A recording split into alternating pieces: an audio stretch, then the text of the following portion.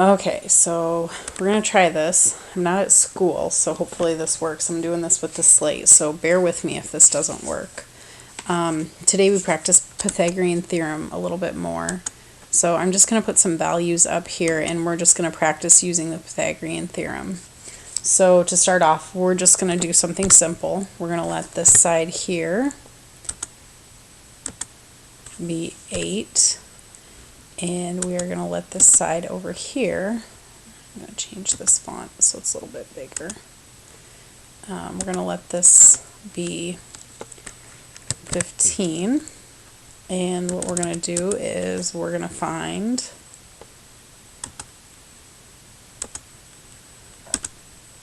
this side length right here. So in a Pythagorean theorem, or in a right triangle, excuse me, we want to make sure that C is always on the hypotenuse, okay, every single time. It doesn't matter where your numbers are, it doesn't matter where your letter is, where you're missing pieces, the hypotenuse is always going to be C, it's always going to be the longest length, and it's always going to be opposite your right triangle, or your right angle. So in order to, well, this is where it kind of gets tricky for me. In order for us to use the Pythagorean theorem, okay, remember the Pythagorean theorem is a squared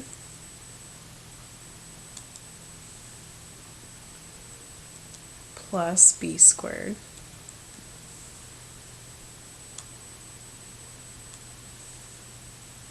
equals c squared.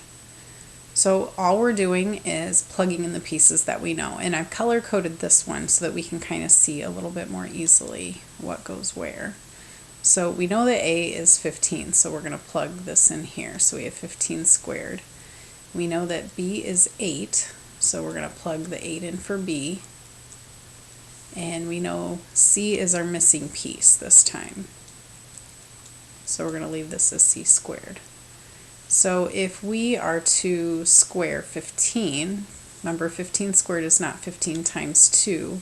15 squared means that you multiply it times itself twice. So 15 times 15, which gives us 225. If we square 8, and again that's 8 times 8, not 8 times 2, we get 64. And remember, this side of the equation is going to stay c squared. We're not going to change the unknown part. Alright, so now what we're going to do is we need to add these two pieces together. So when we add 225 plus 64, we get 289. And we know that that's equal to c squared. Now remember, this part right here represents the square that we would draw off of the hypotenuse if we were still drawing squares. But in this case, we're not drawing squares anymore. So what we need to do is the last step of the Pythagorean theorem, which is always to take the square root of our value here. So if we take the square root of 289, we get 17, and remember the square root symbol here and the 2 cancel each other out, so we get 17 is equal to c. So that means that the length of this hypotenuse that we have right here is 17. Okay, so I would like to try another one. I want you to try this one on your own. So we're going to go back to the text. I'm going to change this one really quick here. Let's see here. Let's do 4 and 5. Okay, so again, you're still trying to find out what C is in this case. Okay, so pause for a couple of minutes, try the problem, and see what you come up with.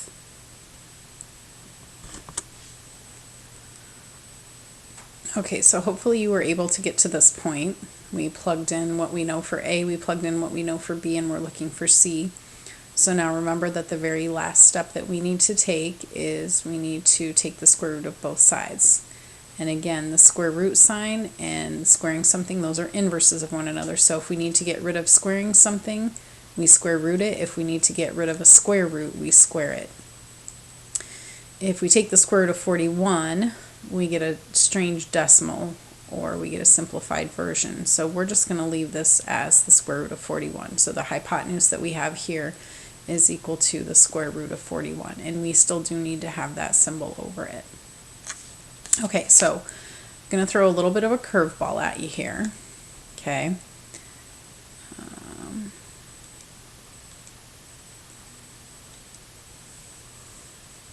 Okay, so we want to go to this one here. We're going to call that one X.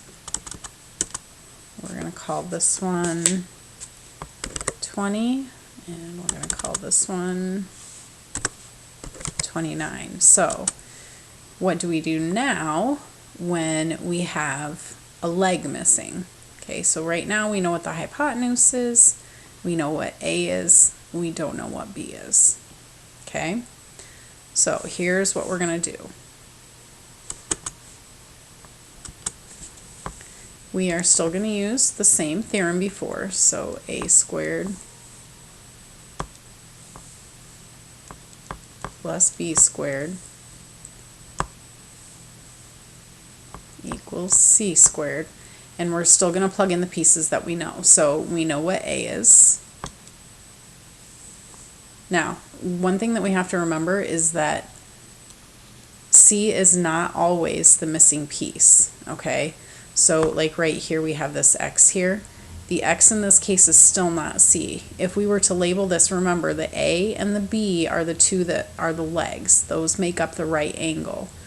C is always opposite that right angle. So if you think about that little box that's drawn here, if you think about that like an arrow, that arrow is pointing at the hypotenuse. Okay? So in this case, we know that B is still going to be B, or since it says X there, we can replace it with the X squared.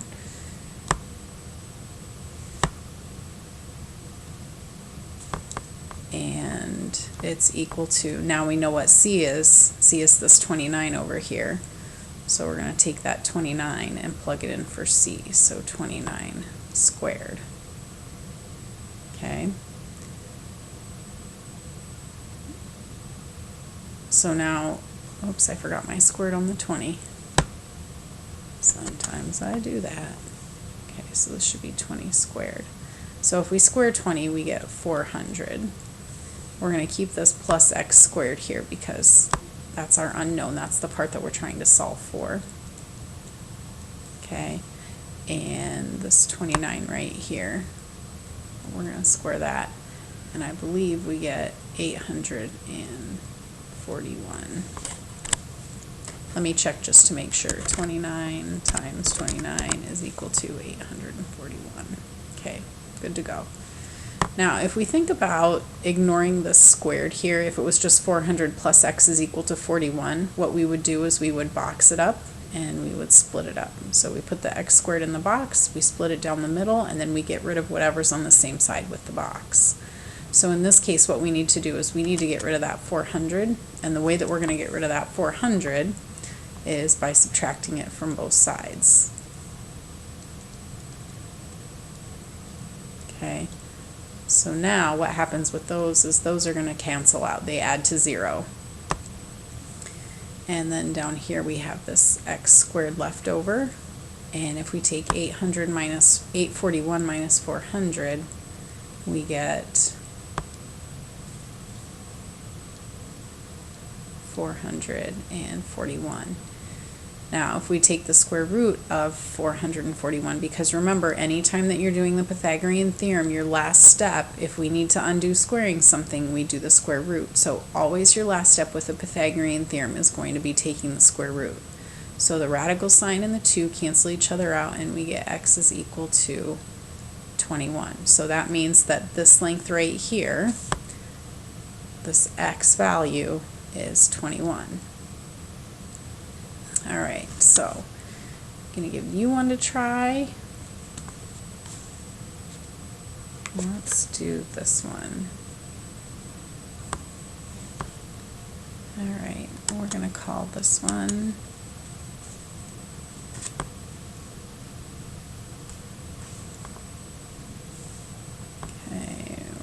this one, whoops, let's do this instead.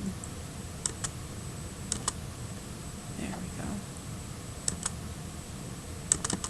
We're going to call this one 25. We're going to call this one X, and we're going to call this one 7. Okay, so see if you can come up with the correct answer for X. Okay. Pause the recording and then see if you can find the missing value. Okay, so hopefully you were able to get this point right here. And this is where a lot of people struggled today with knowing what to do next. So, and once you get to the point where you've got your x squared plus 49 equals 625, remember that we need to get the x by itself. So if you think about box it up and split it up, get rid of whatever's outside the box. So we need to get rid of this 49. We're going to subtract it from both sides. And when we do that, these two are going to add to 0. They're going to go away. So over on the left-hand side, we're left with this x squared. And then on this other side here, we've got 625. Whoops, I'm sorry, not 625. 576. Okay, and then once again, last step for the Pythagorean theorem always is to undo that squaring by taking the square root. So the square root symbol and the 2 are going to go away, so we just have the x over here. And if we take the square root of 576, we get 24. So this value of x over here is equal to 24. Okay, we're going to try one more type of problem here. Whoops, I'm going to do this instead. Alright. This one's probably the trickiest. Alright, we're going to let this value over here be 3. We're going to let this value here be x. And we're going to let this value right here, I might have to write that one in. We're going to let this value right here. And I can't move my pen any farther than this, so we're just going to kind of have to deal with it.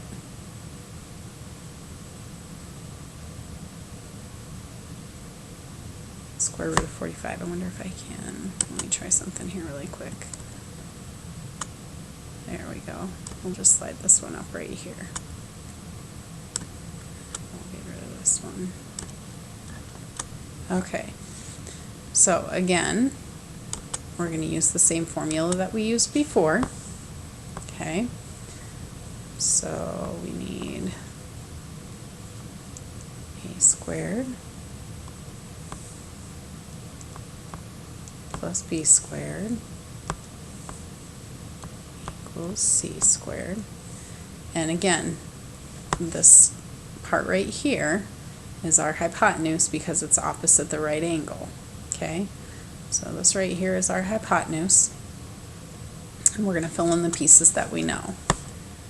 Alright, so oops, this value here is 3, so we have 3 squared. This value here, b squared, and this value here is the square root of 45 squared. Okay?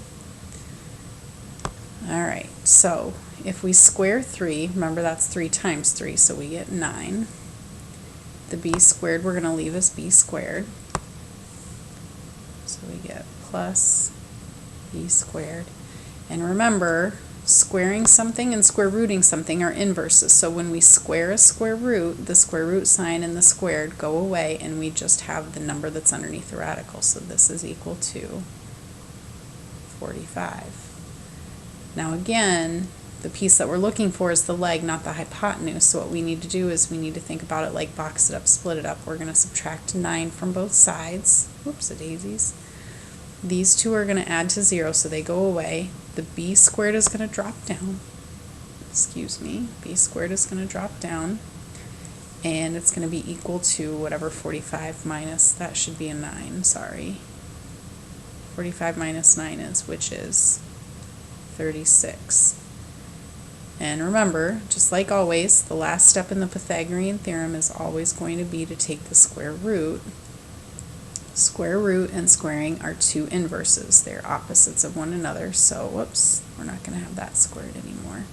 But if we take the square root of 36, we get b is equal to 6. So this side length right here, this blue side length right here is b equals 6. Alright, so I want you to try the next one. We are going to change this up just a little bit. This value here is going to be x. This value here is going to be 8. And this value up here is going to be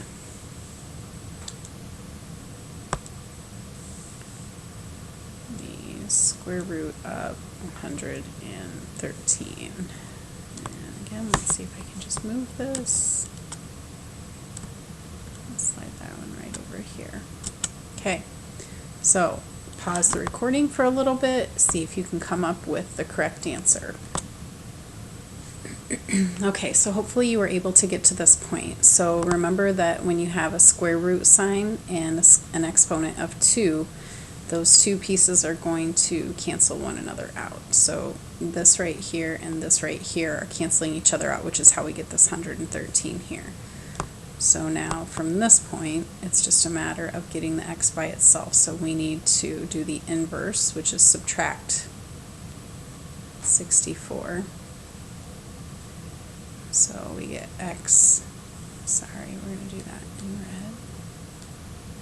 Whoops.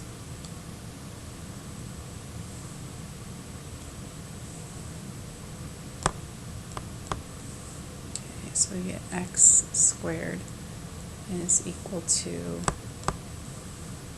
113 minus 64, I believe, is 49. Okay. And then remember, with the Pythagorean theorem, we have to get rid of this x squared, so in order to undo that, we need to do the inverse, which is taking the square root. So the 2 and the radical sign are going to cancel each other out. X is equal to 7. Alright, so what I've done is I've attached a